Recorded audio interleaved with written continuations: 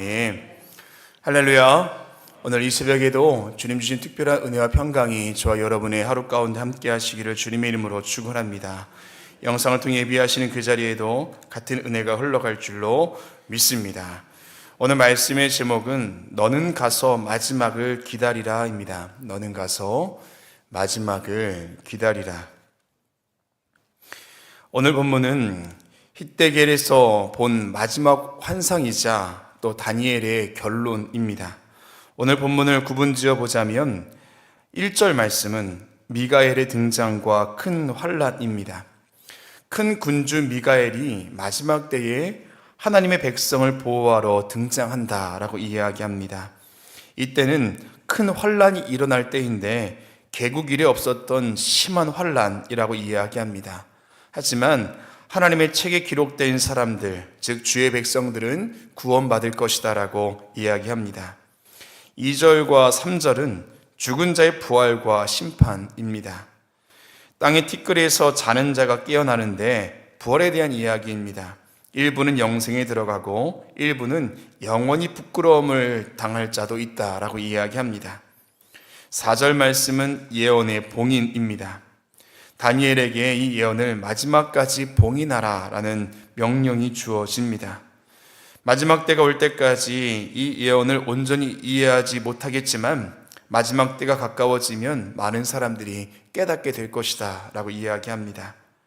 5절부터 7절은 끝날에 대한 질문과 답변입니다.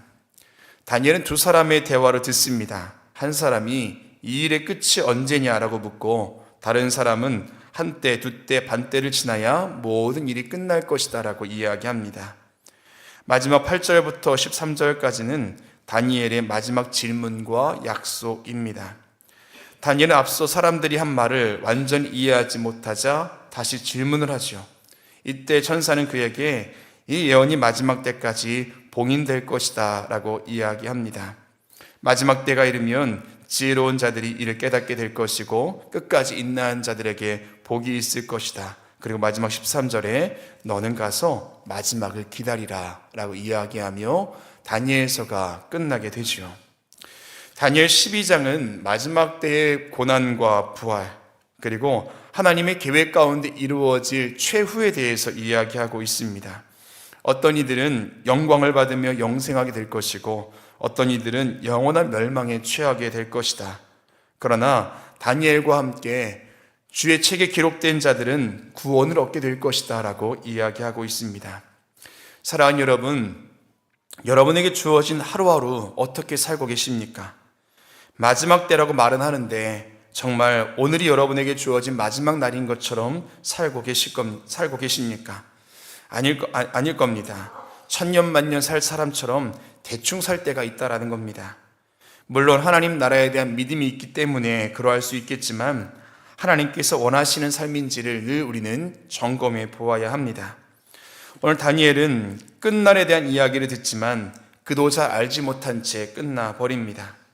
그 누구도 인생의 끝, 세상의 끝을 알 수 없다라는 것입니다. 이런 연약함을 가지고 살아가는 저와 여러분에게 오늘 말씀이 주는 영적 교훈이 무엇인지를 함께 깨닫고 기도의 제목을 얻고자 합니다. 첫 번째는 마지막 때를 계산하는 것보다 중요한 것은 매일의 삶이다. 마지막 때를 계산하는 것보다 중요한 것은 매일의 삶이다. 오늘 본문 5절 이하에 보면 다니엘이 두 사람의 대화를 듣습니다. 그 중에 하나가 세마포 옷을 입은 사람에게 묻죠. 이 놀라운 일의 끝이 언제까지입니까? 그랬더니 그가 자기의 좌우 손을 들어 하늘을 향하더니 한때, 두때, 반때라고 말을 합니다. 성도의 권세가 깨지기까지이니 그렇게 되면 모든 것이 다 끝날 것이다 라고 이야기합니다. 다니엘은 이 말을 듣고 깨닫지 못합니다. 그래서 그도 궁금했지만 오늘 성경은 마지막 때까지 알 수 없다라고 결론 짓습니다. 오늘날도 마지막 때가 언제인지 그 누구도 알 수 없습니다. 어떤 사람들은 성경의 여러 단서들을 통해서 그때를 계산하려고 노력합니다. 그 성경은 분명히 말하죠. 마태복음 24장 36절에 그러나 그날과 그때는 아무도 모르나니 하늘의 천사들도 아들도 모르고 오직 아버지만 아시느니라. 마태복음 24장에서 예수님은 제자들에게 마지막 때에 대해서 말씀하십니다. 성전이 무너지는 것에 대해서 말씀하시며 그것이 다니엘이 말한 큰 환난임을 이야기하십니다.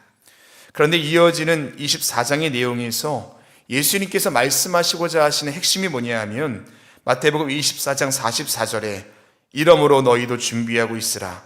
생각하지 않은 때에 인자가 오리라.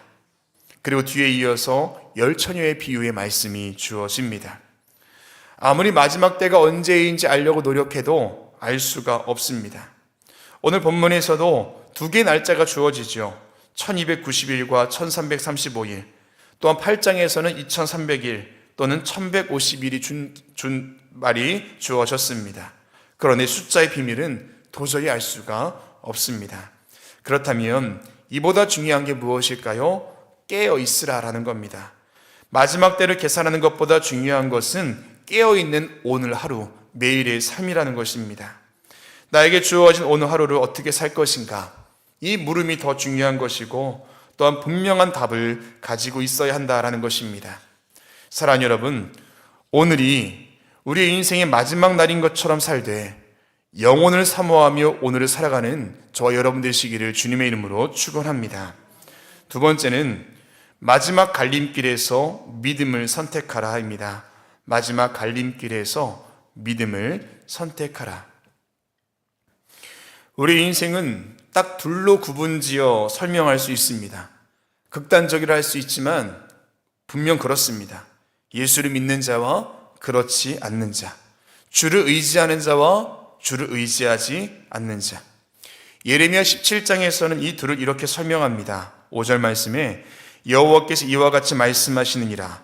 무릇 사람을 믿으며 육신으로 그의 힘을 삼고 마음이 여호와에게서 떠난 그 사람은 저주를 받을 것이라. 또한 7절 말씀에 그러나 무릇 여호와를 의지하며 여호와를 의뢰하는 그 사람은 복을 받을 것이라.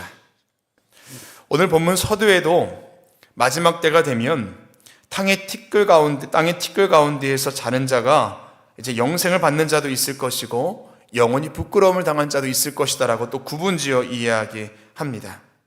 하물며 그때가 되었을 때 살아있던 자는 어떻게 되겠습니까? 죽은 자도 구분되어지는데 살아있는 자도 분명히 나뉘어지겠죠. 그런데 4절 말씀 보니까 다니엘아 마지막 때까지 이 말을 간수하고 이 글을 봉함하라.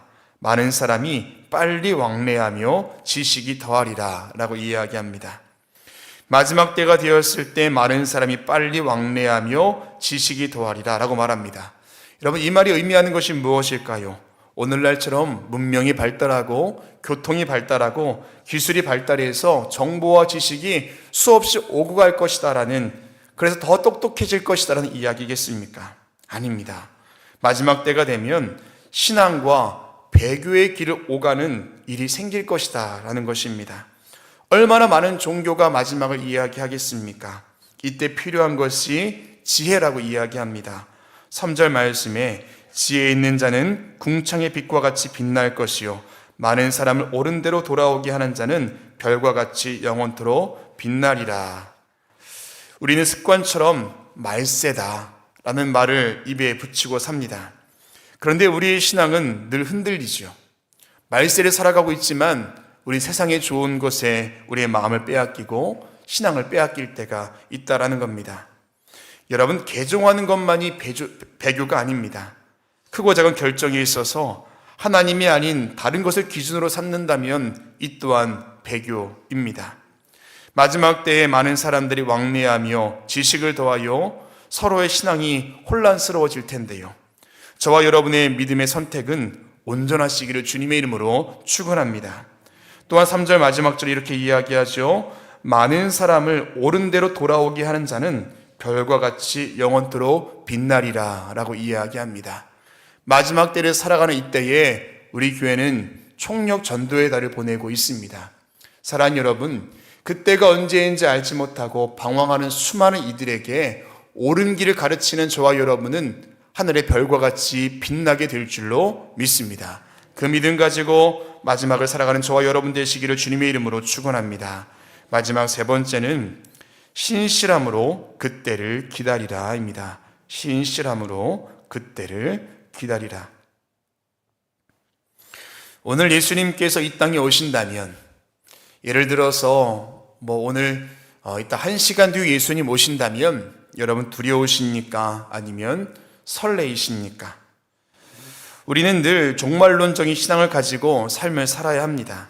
앞서 말씀드린 것처럼 오늘을 살되 오늘이 우리에게 주어진 마지막 날인 것처럼, 그러나 영혼을 사모하며 살아야 한다라는 것입니다. 히데길에서 다니엘에게 준 이야기, 그 사람의 결론은 무엇입니까? 우리 13절 말씀을 같이 한번 읽어보겠습니다. 13절입니다. 너는 가서 마지막을 기다리라. 이는 내가 평안히 쉬다가 끝날에는 내 몫을 누릴 것임이라. 아멘. 이 구절을 원어로 직역하면 이렇습니다. 다니엘아, 너는 끝까지 신실하여라. 평안히 있으라. 끝날에는 네가 일어나서 너에게 주시는 상을 받을 것이다.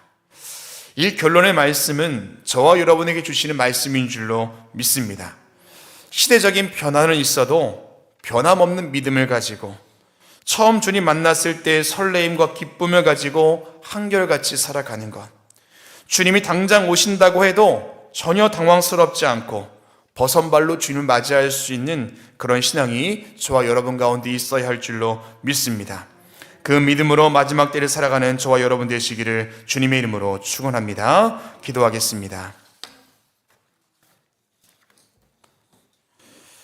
사랑과 은혜의 주님, 감사를 드립니다. 오늘 이 새벽에도 우리를 깨워주셔서 우리 인생 가운데 가장 중요한 것, 주님 앞에 머물러 있는 시간인 것을 고백할 수 있게 하신 것 감사를 드립니다. 오늘이 우리 인생 가운데 주어진 마지막 날인 것처럼 살되 영혼을 사모하며 살아가는 오늘 한 날 될 수 있도록 도와주시옵소서. 주님 앞에 귀한 예물 드린 손길이 있습니다. 하나님 받아주시고 써내려간 기도의 제목에 응답하여 주시옵소서. 약속에 따라 신실함을 가지고 드려진 예물 위에 기름 부어 주시사 하늘에 속한 복으로 땅에 속한 복으로 응답하여 주시옵소서. 오늘 한 날도 주님 붙들어 주시고 하나님 기뻐하시는 모습으로 주님 앞에 서게 하여 주시옵소서. 예수 그리스도 이름으로 기도합니다. 아멘.